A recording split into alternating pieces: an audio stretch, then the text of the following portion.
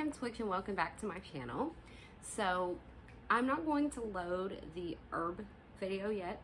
I wanted to get this one out first because it has to do with it being Friday. So anyway, we are going to discuss the goddess of the week and the moon phases for the next 7 days. Okay, so let's start with the goddess of the week.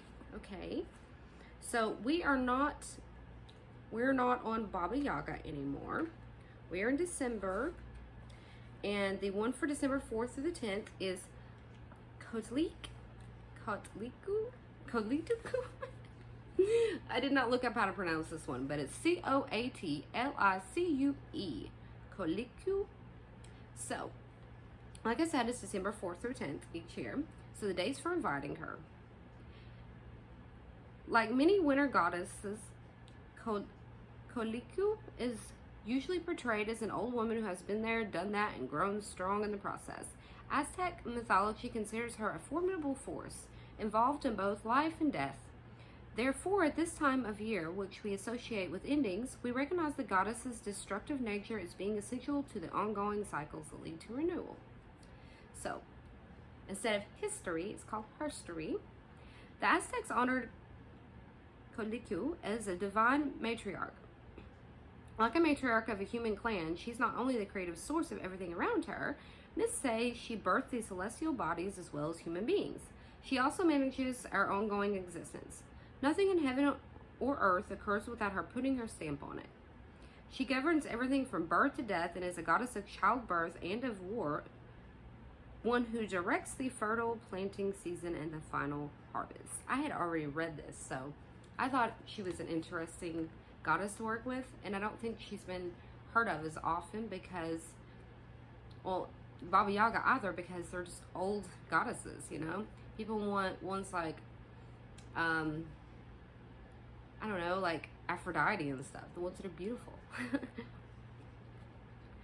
Her name means serpent skirt, and artists depict her wearing a skirt made of entwined snakes. A statue of the goddess in Mexico City's National Museum of Anthropology shows her with snakes where her head should be, a snake belt with a skull buckle, and claws on her hands and feet. Snakes, of course, signify death and rebirth by shedding their skins.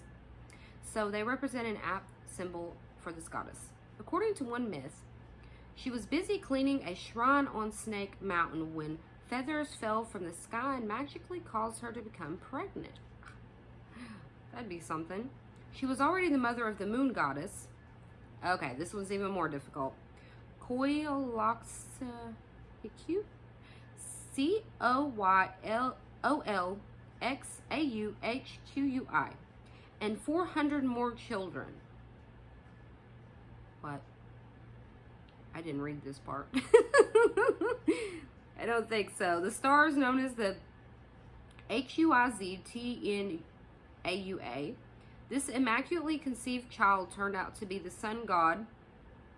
Geez, why do they use words that nobody can pronounce? Huitz. It's almost the same word, but there's a bunch of stuff at the end. Ilopocchtli.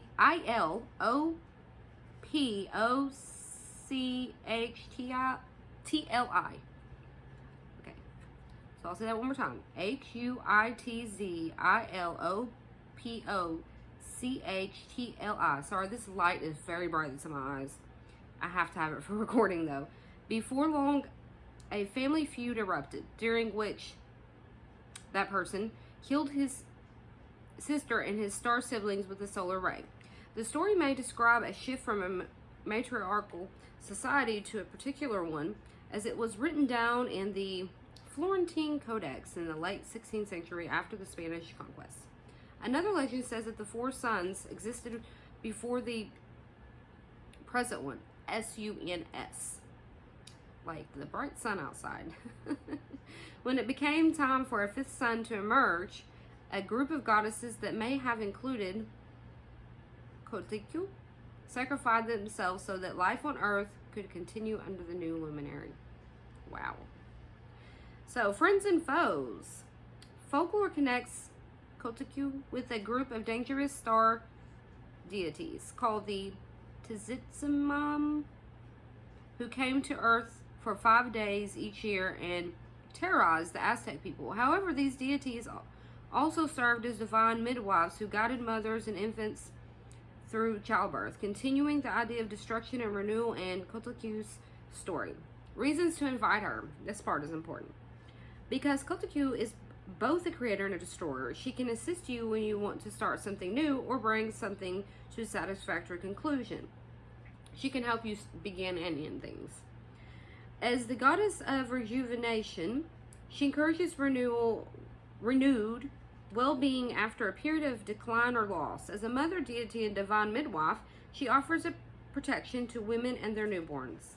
Her terrifying appearance, it's said, scares away harmful entities that might endanger mother or child. If you're birthing another type of creative venture, I've put the words together, such as beginning a new job, Kotleku will lend you her formidable vitality and help you succeed. This cosmic manager can also guide you in the day-to-day operation of a business. I might need her, family or collective endeavor. She'll show you how to plant seeds for the future, nurture your crop through the development stages, and reap a rewarding harvest. Where to seek her? Go outside on a crisp, clear night and gaze up at the stars. According to Aztec folklore, these are Kotleku's children. Wow, that's funny. Where we live, I don't know if I've told you this before, but we have stars like, the stars are obviously already there, but you can just see them perfectly here. Like, I go to my front porch and it's like, it's just beautiful. So, maybe this is like a sign. Okay. Since your connection to the goddess, feel her protecting and nurturing you. I lost it somewhere. Oh, legends tell us we are all her children too. Since your connection to the goddess, feel her protecting and nurturing you in all you do. Well, that's simple. How to invite her. So I thought about doing these, eventually doing the steps, there's 7, on video with you, so you can kind of get a sense of how to do this, you know? Not yet, but eventually I hope I can. Snakes show up in the midst of many cultures as symbols of knowledge and power, sexuality and fertility, life, death, and rebirth. This meditation lets you connect with the serpent power of Kotleku to aid rejuvenation. If possible, acquire a serpent stone to hold during this meditation on the chakras, the body's vital energy centers. Sit in a place where you feel safe and comfortable, and know you won't be disturbed for a while. Silence your phone, TV, and other distractions. Begin breathing slowly and deeply. Focus on each inhalation and exhalation, letting your mind grow calm. Envision a ball of glowing red light at the base of your spine, where a school of yoga called Kundalini says serpent power resides. Since the serpent that lies here uncool and begin to twine slowly up your spine. As the serpent rises through your body, feel the power and energy of the serpent awaken, gently removing blocks to your well-being. Allow the energy to pleasantly travel upward in a spiraling motion, enlivening each chakra. When the energy reaches the top of your head, envision it spouting like a beautiful geyser from your crown chakra. Your crown is here. Sense it wash down over you, healing and cleansing you in body, mind, and spirits. The last part. Sit in meditation as long as you can, then gradually ease back into your everyday awareness. Thank Kotleku for lending you her power. So that's that part. And now we are going on to the moon phases.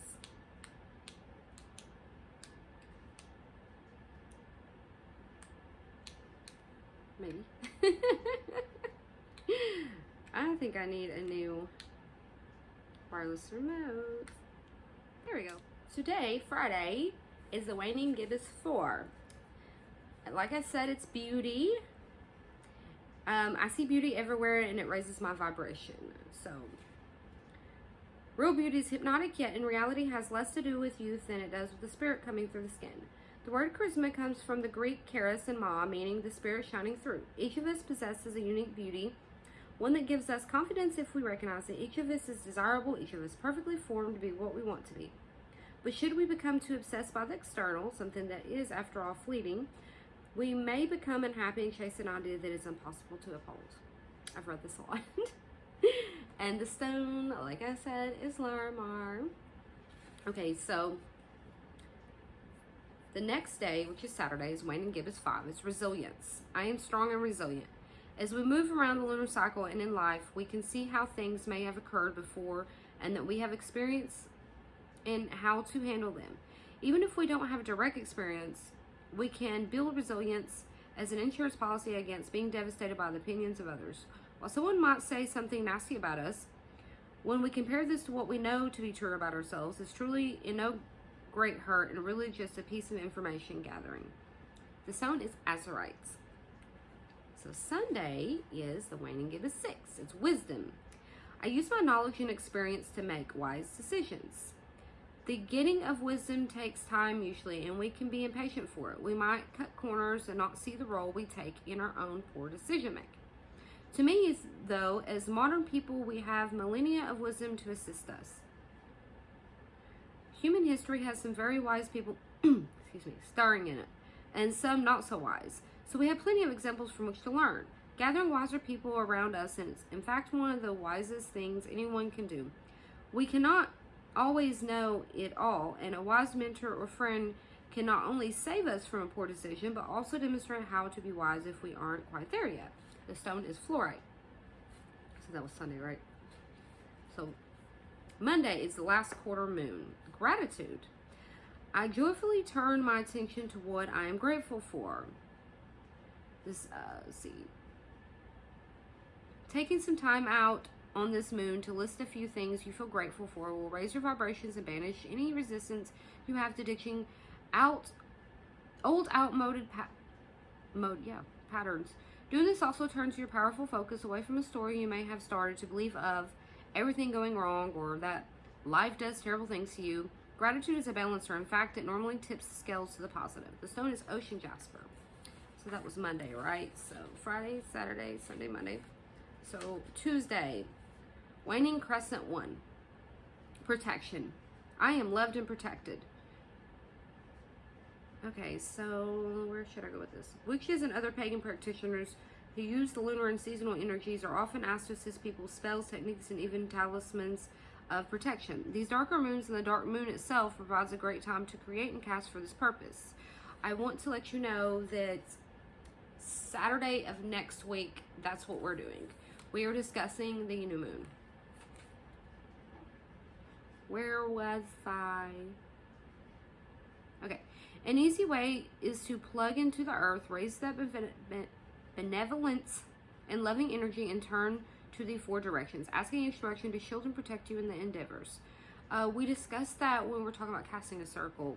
I think that's also the same night we were talking about the first goddess. Then finally connect with the moon herself, with you as a conduit in the middle, brimming full of power and confidence. Trust in yourself to do what you need to do. That's known as black tourmaline. As you know, black tourmaline is for protection. So, Wednesday, waning crescent 2. Resistance. I flow through resistance and I am in control. Why do we resist the things we want? Sometimes we don't really want those things. Most times, though, we are frightened about what might happen if we do get what we asked for. What will people think? Will we lose our friends and family if we rise? Will it be for nothing if we try and fail? But we must be willful and we must have courage. We must repeat to ourselves, this is what I really want for me. Yes, I am worth it. And then we stand up straight, put on our crown of sovereignty of our own lives and go to battle. That stone is red jasper. So the next one is waning crescent 3. I think this is Thursday. Surrender. I let go. I surrender my struggle. I allow the universe to work through me. So, letting go and surrendering amidst exposes of vulnerability or two. A vulnerability or two. So to surrender, we may need to show our underbelly. We may need to admit we got it wrong, made a mistake, grew bad habits, surrendered ourselves with people that are not good for us. It can make us feel raw in our realization. Remember, this moon phase is dark and beautiful. It casts a protective shadow, but allows us to be as wide open as we need to be to do our work. We reveal safely to only the divine in ourselves, and then the light returns. That stone is orange calcite. So Friday, Saturday, Sunday, Monday, Tuesday, Wednesday, Thursday. That's the 7 days. So we are going to discuss the waning moon. Yeah, that's it, right? The waning moon, because we're not doing waxing or full or new. So we're just talking about the waning moon. And we discussed this not long ago as well. Okay, so a waning moon is a wonderful phase for eradicating anything that may be causing problems. The most appropriate spells to cast at this time are those that solve unwanted situations, such as harassment or issues with self-esteem. With the waning moon, we can finally begin to take control of our lives and improve our inner strength, working on assertiveness and facing fears.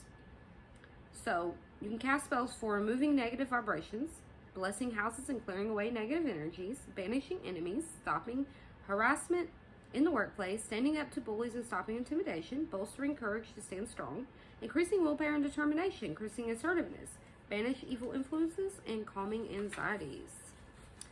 So you know the next one we're going to discuss is the new moon. So I'm excited that we're getting on a schedule now.